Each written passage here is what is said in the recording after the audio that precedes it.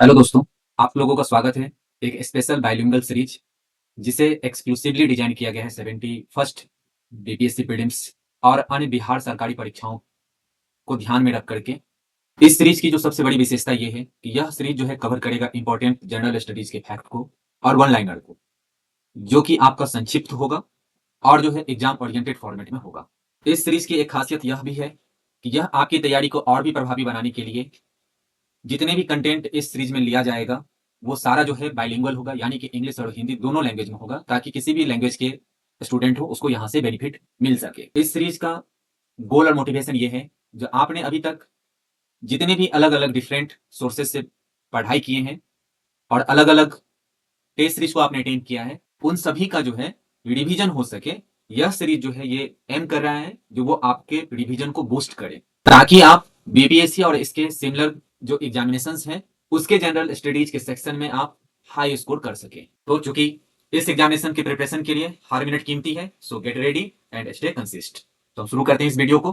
पहला फैक्ट जो है वो है आपका एटमॉस्फेरिक प्रेशर से रिलेटेड है।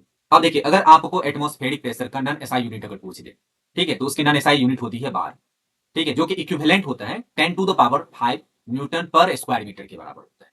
ठीक है, पर स्क्वायर मीटर में जो 10⁵ न्यूटन का जो फोर्स लगता है उसके इक्विवेलेंट होता है एक बार।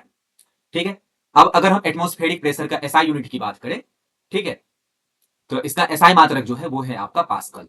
ठीक है, अगर एसआई यूनिट पूछे तो आप उसको मार्क करोगे पास्कल। अगर नॉर्मल नॉन एसआई यूनिट पूछ दे आपसे एटमॉस्फेरिक प्रेशर का, तो वो है आपका बार। ठीक है, एक बार जो होता है उसका अगर पास्कल में निकाले तो that is equal to 10⁵ pascal के इक्वल होता है। ठीक है, तो एटमॉस्फेरिक प्रेशर मतलब कि वायुमंडलीय दाब के बारे में हमने इसमें बात किया है, जिसका गैर एसआई यूनिट है बार और एसआई यूनिट है आपका पास्कल। दूसरा फैक्ट है, अगर कोई सरफेस जो है आपका फ्रिक्शनलेस है, ठीक है, तो कोई भी पर्सन जो है उसमें मूव नहीं कर सकता है। ये तो सभी लोगों को पता होता है। ठीक है, क्योंकि फ्रिक्शन जो है वो आपका नेसेसरी है, मतलब आवश्यक है एनी काइंड ऑफ मूवमेंट के लिए। मतलब कि घर्षणहीन पृष्ठ पे कोई भी व्यक्ति गति नहीं कर सकता है। ठीक है, किसी भी प्रकार की गति के लिए आपको जो है घर्षण की आवश्यकता है। लेकिन एक इंटरेस्टिंग फैक्ट ये है, जो अगर कहीं पे आपको परफेक्टली फ्रिक्शनलेस सरफेस मिल जाए, ठीक है, तब क्वेश्चन आता है क्या कोई पर्सन जो है उस पर मूवमेंट कर सकता है? हाँ, तभी कर सकता है अगर वो पर्सन जो है आपका सीटी बजाना शुरू कर दे। ठीक है, इसके कारण भी जो है एकदम परफेक्टली फ्रिक्शनलेस सरफेस पे मोशन हो सकता है। अब इसका काउज क्या है?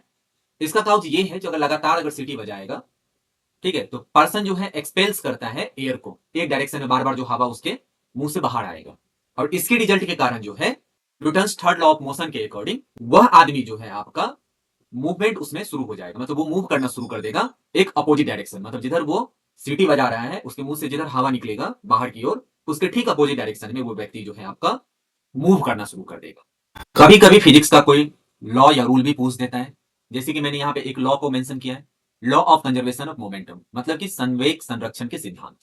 ठीक है, ये भी आपका न्यूटन्स लॉ ऑफ मोशन से रिलेटेड है। इस स्टेटमेंट को आपको याद रखना है एग्जामिनेशन के पर्पज से। बोलता है ये स्टेटमेंट ये है, जो if no external force act on a system, यदि किसी तंत्र पे कोई बाह्य बल जो है क्रियाशील नहीं है, ठीक है, तो it's momentum H remains unchange, तो इसका संवेग एच जो है परिवर्तित नहीं हो सकता है। ठीक है, तो इसको बोलते हैं हम संवेग संरक्षण का सिद्धांत, मतलब कि जब तक किसी वस्तु पे बाहरी बल को नहीं लगाया जाएगा तो वह उसके गति में कोई भी परिवर्तन नहीं होगा, या उसकी स्थिति अगर वो अस्थिर है तो स्थिर ही रहेगा, और अगर वो मोशन में है तो मोशन में ही रहेगा। अगला फैक्ट मैंने पिक किया है वेवलेंथ के बारे में, मतलब कि तरंग दैर्ध्य। अगर आपसे पूछ दे जो सबसे ज्यादा वेवलेंथ किसका है, तो वो है आपका रेड लाइट का। रेड लाइट का वेवलेंथ जो है आपका लॉन्गेस्ट होता है, जबकि वायलेट मतलब कि बैगनी रंग का जो है तरंग दैर्ध्य जो है सबसे शॉर्टेस्ट होता है। अब इसके कारण होता क्या है, इस वेवलेंथ का जो है लाइट के जो है स्कैटरिंग पे भी इफेक्ट पड़ता है। स्कैटरिंग मतलब कि प्रकीर्णन। ठीक है, अब क्या इफेक्ट पड़ता है, तो स्कैटरिंग ऑफ लाइट जो है वो है आपका इनवर्सली प्रोपोर्शनल टू वेवलेंथ होती है। ठीक है, जिसकी जितनी ज्यादा वेवलेंथ होगी, मतलब तरंग दैर्ध्य होगा, उसका उतना ही कम जो है स्कैटरिंग होगा, मतलब कि प्रकीर्णन उसका उतना ही कम होगा। क्यों? क्योंकि प्रकीर्णन जो है तरंग दैर्ध्य का व्युत्क्रमानुपाती होता है। अब इसका क्या होगा, तो इसके कारण जो है रेड लाइट जो है उसकी तरंग दैर्ध्य जो है सबसे अधिक है, तो इसका मतलब उसका स्कैटरिंग जो है सबसे कम होगा। बस इस यही कारण है जिसके कारण जो है रेड लाइट का यूज जो है ट्रैफिक सिग्नल्स में किया जाता है, क्योंकि उसका स्कैटरिंग कम होगा तो लाइट जो है डायरेक्ट आंख पे आएगा और लोग दूर से ही रेड लाइट को देख लेंगे। अगला फैक्ट है आपका हाइपरमेट्रोपिया से, मतलब दूरदृष्टि से। ठीक है, जिसको हम बोलते हैं हार्ड साइटेडनेस। अब अगर कोई व्यक्ति सफर करेगा हार्ड साइटेडनेस से, मतलब दूरदृष्टि दोष से पीड़ित है कोई व्यक्ति, तो उसके साथ क्या होगा, तो वह व्यक्ति जो है आपका देख सकता है डिस्टिंक्ट ऑब्जेक्ट को, मतलब अगर उसको दूरदृष्टि है तो दूर की वस्तु उसको दिखेगा, नाम का ठीक उल्टा, ठीक है। लेकिन नियर बाय जो ऑब्जेक्ट है वो उसको क्लियरली जो है नहीं दिखता है। तो आपको याद रखना है कि दूरदृष्टि दोष के व्यक्ति को दूर की वस्तु तो स्पष्ट दिखती है, परंतु निकट की रखी वस्तु जो है सुस्पष्ट नहीं दिख पाती है। इसमें होता क्या है, जो हमारा जो नॉर्मल जो है नियर पॉइंट जो है देखने का वो है 25 सेंटीमीटर। आपने देखा होगा गाँव में जब बच्चे झुक करके पढ़ते हैं तो उसको बताया जाता है जो थोड़ा सा ना सर ऊपर करके पढ़ो नहीं तो आंख खराब हो जाएगा। ये इसलिए क्योंकि आंखों को देखने की जो सबसे नॉर्मल नियर पॉइंट है वो है 25 सेंटीमीटर, जिससे आंखों पे प्रेशर आती नहीं है। तो जब इस डिफेक्ट से कोई व्यक्ति सफर कर रहा होता है, ठीक है, तो इसकी जो ये नॉर्मल नियर पॉइंट है वो आपका फर्दर जो है शिफ्ट हो जाता है, मतलब 25 सेंटीमीटर से ज्यादा हो जाता है। तो होगा क्या, तो इस दोष में जो पास में रखा हुआ वस्तु से आने वाला प्रकाश है, क्योंकि किसी भी चीजों को देखने के लिए हमें प्रकाश की आवश्यकता होती है, तो वो प्रकाश की किरणें जो है रेटिना पे नहीं अपना प्रतिबिंब बना करके प्रतिबिंब जो है रेटिना के पीछे बनाना शुरू कर देता है। ठीक है, अब हम एक इंपॉर्टेंट फैक्ट को जानेंगे। अब देखिए, जो चार्ज पार्टिकल्स होता है ना, उसके पास में जैसे कि इलेक्ट्रॉन और प्रोटॉन्स जो होता है, इसको बोला जाता है चार्ज पार्टिकल। यह जो है आपका सिर्फ मैग्नेटिक फील्ड में बेंड होगा, मतलब ऐसे पार्टिकल्स जिसमें चार्जेज हो, ठीक है, तो वो क्या होता है मैग्नेटिक फील्ड में बेंड हो जाता है। अब रेडियो वेव जो है वो आपका इलेक्ट्रोमैग्नेटिक वेव है, लेकिन इसके पास में इलेक्ट्रोमैग्नेटिक वेव होने के साथ में इसमें कोई भी चार्ज पार्टिकल नहीं, इसीलिए यह रेडियो वेव कभी भी मैग्नेटिक फील्ड में बेंड नहीं होगा। इसको याद रखना है, मतलब आवेशित कण जैसे कि इलेक्ट्रॉन और प्रोटॉन जो है वो आपका चुंबकीय क्षेत्र में मुड़ सकते हैं, लेकिन रेडियो तरंगे जो होती है वो आपका विद्युत चुंबकीय तरंगे होती है और इसमें कोई आवेशित कण नहीं होता, इस कारण से ये चुंबकीय क्षेत्र में बेंड नहीं करेगा। तो ये याद रखना, ये पॉइंट पूछ सकता है एग्जामिनेशन में। तो अभी मैंने जस्ट आपको बोला है जो रेडियो वेव जो होता है वो पार्ट है आपका इलेक्ट्रोमैग्नेटिक स्पेक्ट्रम का। जैसे कि आपका एक्सरे होता है, माइक्रोवेव होता है और अदर वेव होते हैं, वैसे ही आपका रेडियो वेव भी इलेक्ट्रोमैग्नेटिक है। अब अगला फैक्ट ये है, जो आर्टिफिशियल सैटेलाइट होता है, मतलब कृत्रिम उपग्रह जो होता है उसको पृथ्वी से जो है कैसे ट्रैक किया जाता है, ठीक है, कैसे वहां से सिग्नल को प्राप्त किया जाता है। तो इसमें जो तकनीक यूज होता है उस तकनीक का नाम है डॉपलर ट्रैकिंग। ठीक है, तो डॉपलर ट्रैकिंग के द्वारा जो है सुस्पष्ट रूप से जो है कृत्रिम उपग्रह को पृथ्वी से ट्रैक किया जा सकता है। और ये ट्रैकिंग होती कैसी है, तो ये ट्रैकिंग आपका ट्रांसमीटर और रिसीवर जो होता है उसकी सहायता से किया जाता है। तो इस फैक्ट को भी आप लोगों को याद रखना है, ये भी बीपीएससी के एग्जामिनेशन में आता रहता है। अब हम जानेंगे जो जियो स्टेशनरी पोजीशन क्या होता है। तो सैटेलाइट होता है ना, उसका एक पोजीशन होता है जिसको बोलते हैं जियो स्टेशनरी पोजीशन। अब ये क्या होता है, अब अगर कोई ऑब्जेक्ट है वो मूव करे around the earth with a speed proportional to Earth's rotation in such a way that it maintain a fixed distance from a specific point on the Earth surface. ठीक है, it is said to be a geostationary position।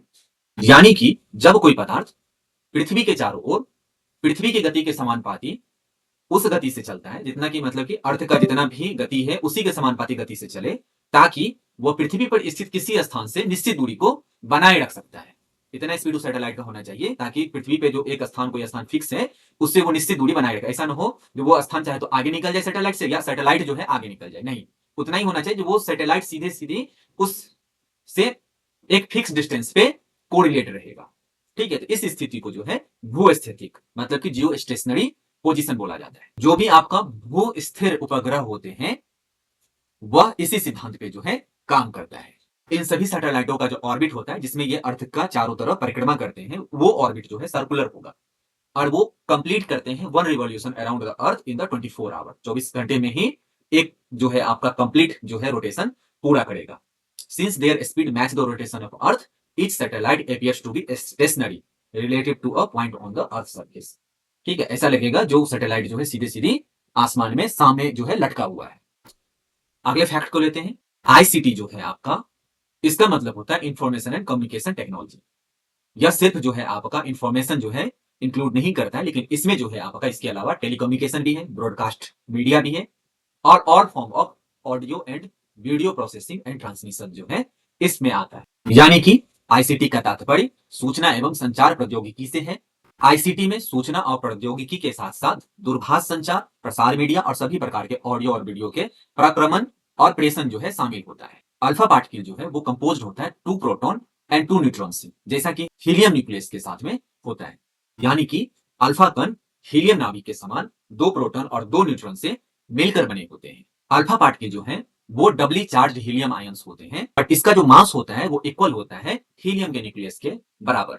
यानी कि ये द्वि आवेश युक्त helium ion होते हैं जिसका द्रव्यमान जो है हीलियम के नाभिक के द्रव्यमान के बराबर होता है। साथ में ही mass of an alpha particles is 4 times that of hydrogen atom.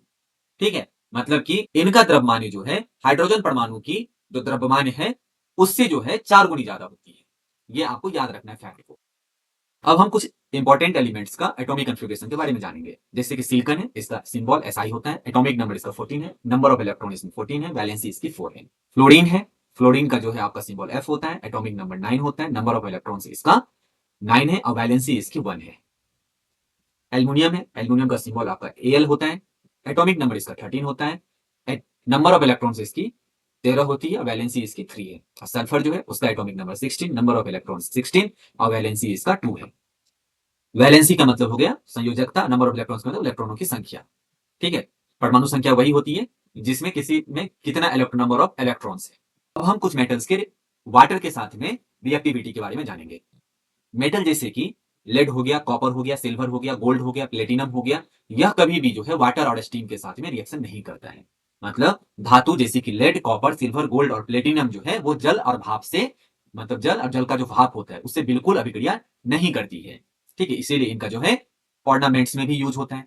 ठीक है, दूसरा फैक्ट याद रखना है, जो मैग्नीशियम जो है does not react with cold water, ठंडे पानी से रिएक्ट नहीं करता है, लेकिन react with hot water to produce magnesium hydroxide and hydrogen. Magnesium जो है आपका वो ठंडे जल से अभिक्रिया नहीं करेगा। ठीक है, जब ये करेगा वो गर्म जल के साथ अभिक्रिया करेगा, जब अभिक्रिया करेगा तो वो आपको मैग्नीशियम हाइड्रोक्साइड और हाइड्रोजन जो है प्रोड्यूस करता है। मेटल जैसे कि एल्युमिनियम, आयरन एंड जिंक जो है do not react with both cold and hot water, although they react with steam to produce metal oxide and hydrogen. यानी कि धातुएं जैसे कि एल्युमिनियम, लोहा, जस्ता, ये जो है आपका ठंडे और गर्म जल दोनों से अभिक्रिया नहीं करता है, लेकिन ये जो है भाप से मतलब स्टीम से अभिक्रिया करेगा और धातु का ऑक्साइड और हाइड्रोजन का जो है निर्माण करेगा। ये फैक्ट इंपॉर्टेंट है, इसको याद रखना ही रखना है। अगला फैक्ट है, जो पीतल का कलर जो है, जो ब्रासेस होता है उस वो जो है कलर उसका फेड क्यों होता है। तो colour of brasses fade due to presence of hydrogen sulphide in air, मतलब हवा में हाइड्रोजन सल्फाइड की उपस्थिति के कारण पीतल का रंग फीका पड़ जाता है। ग्लास यानी कि शीशा को काटने के लिए डायमंड का जो है यूज किया जाता है। ठीक है, मतलब कि हीरे का उपयोग कांच को काटने, उस पर उत्कीर्णन करने और खरोंचने में होता है। लेकिन अगर आपसे पूछ दे डायमंड के अलावा और कोई ऐसा सब्सटेंस है जो शीशे को काट पाए, तो हाँ, हाइड्रोफ्लोरिक एसिड। हाइड्रोफ्लोरिक एसिड जिसका सिंबल होता है HF, इसका भी यूज किया जाता है इनग्रेविंग और स्क्रैचिंग ग्लास के लिए। यानी कि हाइड्रोफ्लोरिक अम्ल का उपयोग भी कांच पर उत्कीर्णन करने के लिए और खरोंचने के लिए किया जाता है। ठीक है, glass forms a soluble silicate in hydrofluoric acid which is why HF is not stored in glass container. अगर आपसे पूछ दे जो ग्लास कंटेनर में हाइड्रोफ्लोरिक एसिड को क्यों स्टोर नहीं किया जाता है, यह इसलिए क्योंकि कांच जो है हाइड्रोफ्लोरिक अम्ल के साथ में घुलनशील है और वह घुलनशील सिलिकेट बनाता है। यही कारण है कि HF का भंडारण कांच के बर्तन में नहीं किया जाता। ठीक है, तो अगर आपको ये वीडियो पसंद आई है तो जरूर से इसको आप लाइक करें, चैनल को मेरा सब्सक्राइब करें और दूसरे अभ्यर्थियों के साथ में जरूर इसे शेयर करें। और कमेंट्स में अगर ये वीडियो आपको पसंद आएगी तो जरूर कमेंट्स करके बताना ये सीरीज आपको कैसा लगा। मैं कोशिश करूंगा इससे बेहतर सीरीज अगले एपिसोड से लाने का प्रयास करूं, जो कि आपके पूरे ही एग्जाम के प्रिपरेशन को डायनामिकली जो है चेंज करेगा। तो थैंक यू।